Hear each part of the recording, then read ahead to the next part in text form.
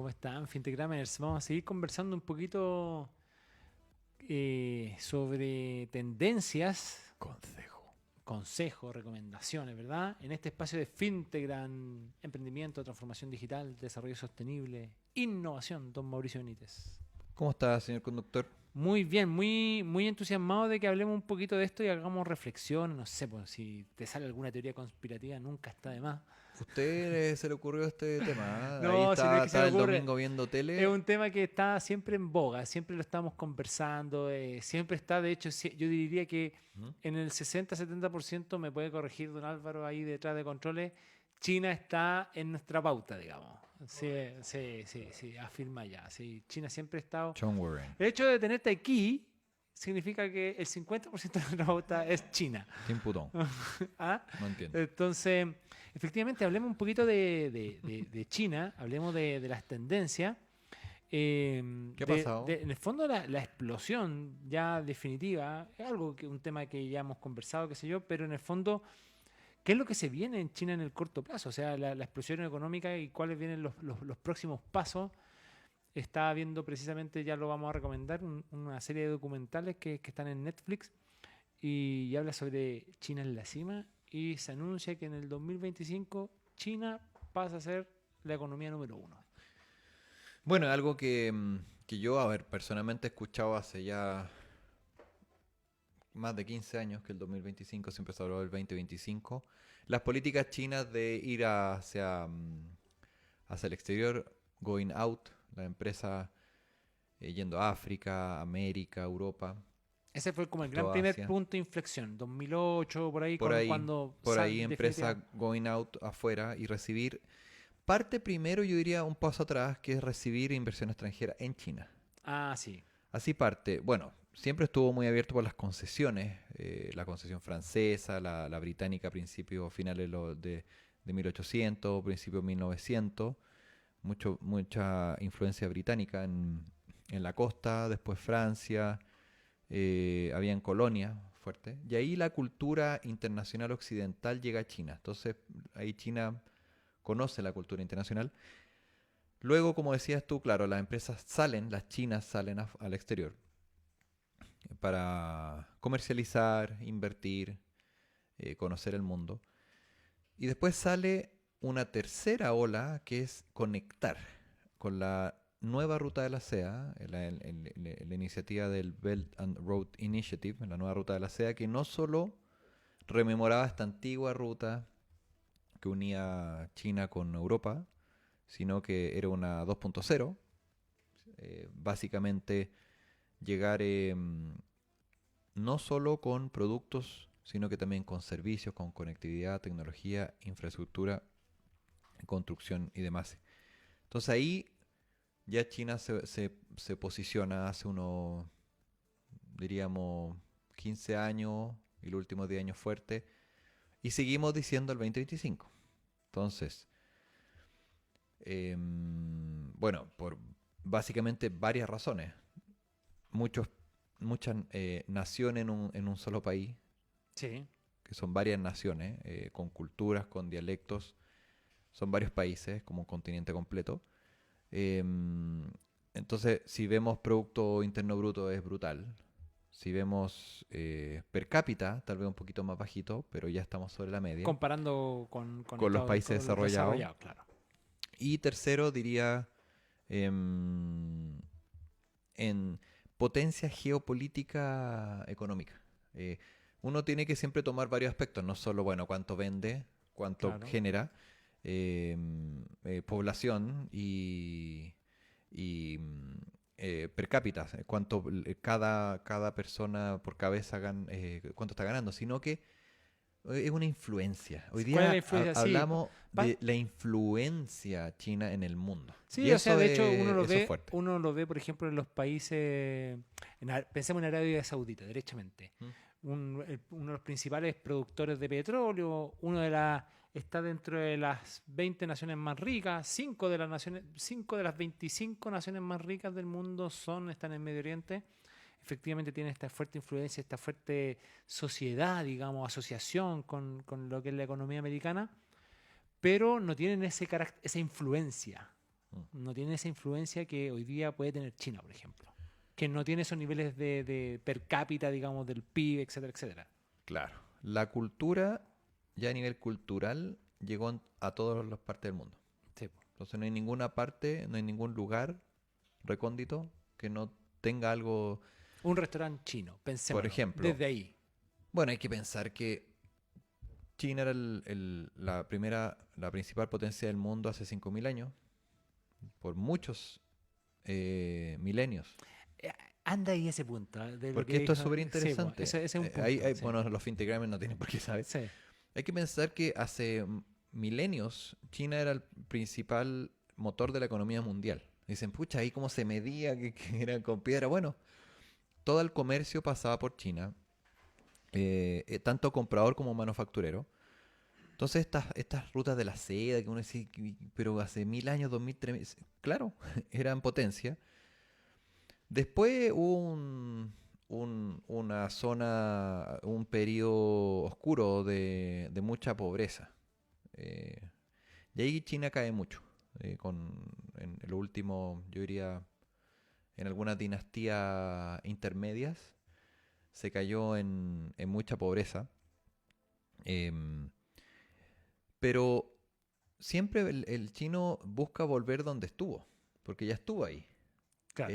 Cuando uno, es como la analogía de los que van al gimnasio. Oye, pero si alguna vez entrené y la memoria. Bueno, hay memoria china muscular, en este caso, donde ya estuvieron ahí. Dicen, pero bueno, eh, Chongguoren, Chongguo, que es China, significa el ombligo del mundo.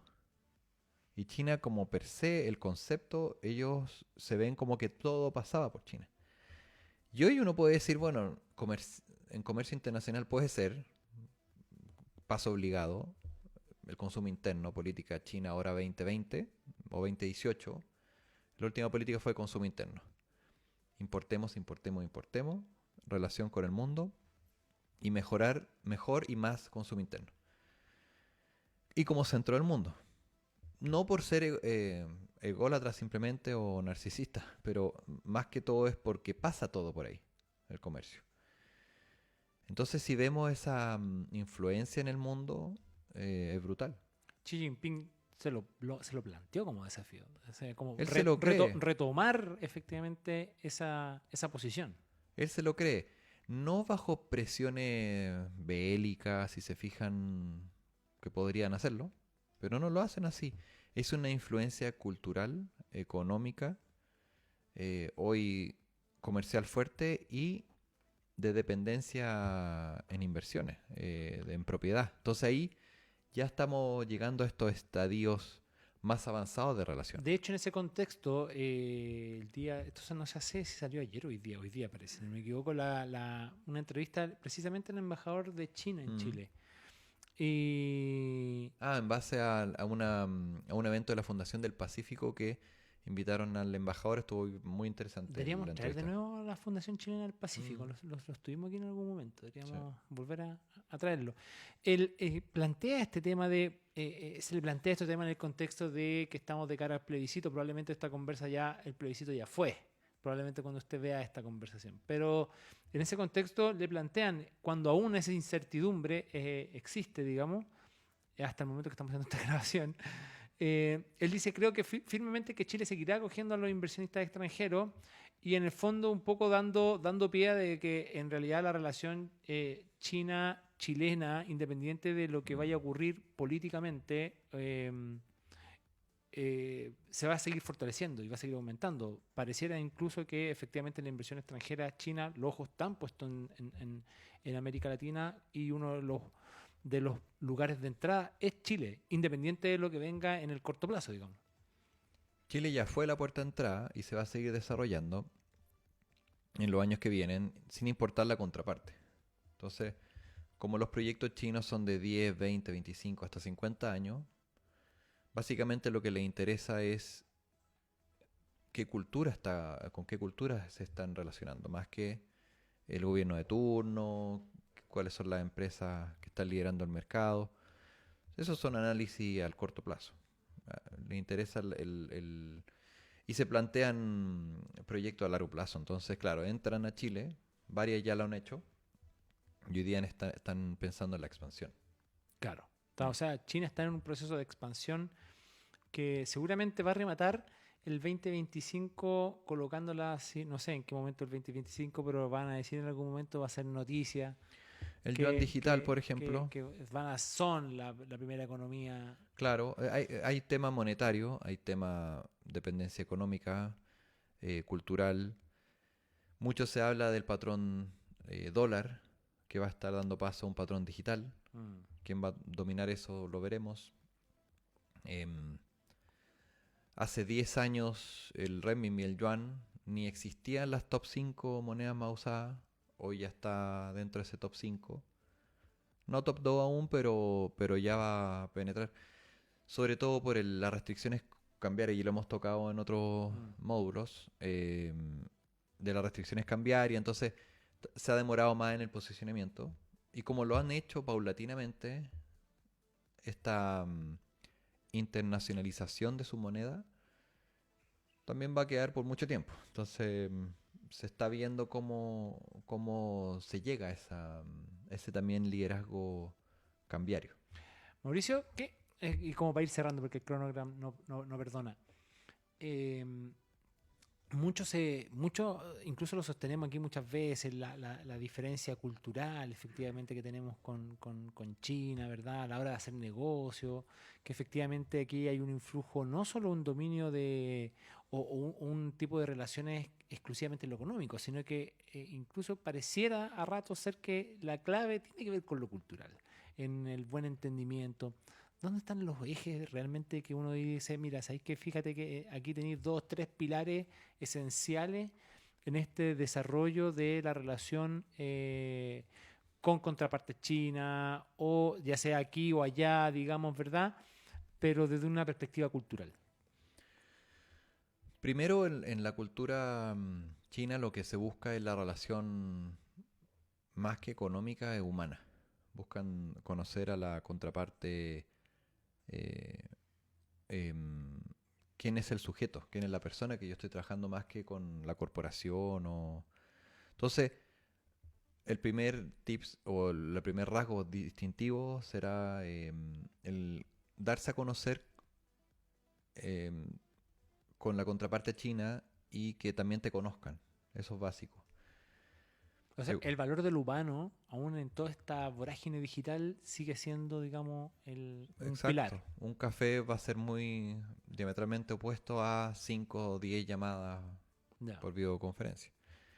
Lo segundo es los plazos de los proyectos. Muchas veces nosotros chilenos somos muy ansiosos y queremos todo. Bueno, este año, a final de año, tenemos que cerrar esto. No, no les va a ir bien. Se tiene que hacer a 5 años un proyecto. Entonces también eso es cultural, porque por Claro. 5 años no sé dónde voy a La, estar. Esa típica frase, la inmediatez no acá la va. inmediatez va a fracasar.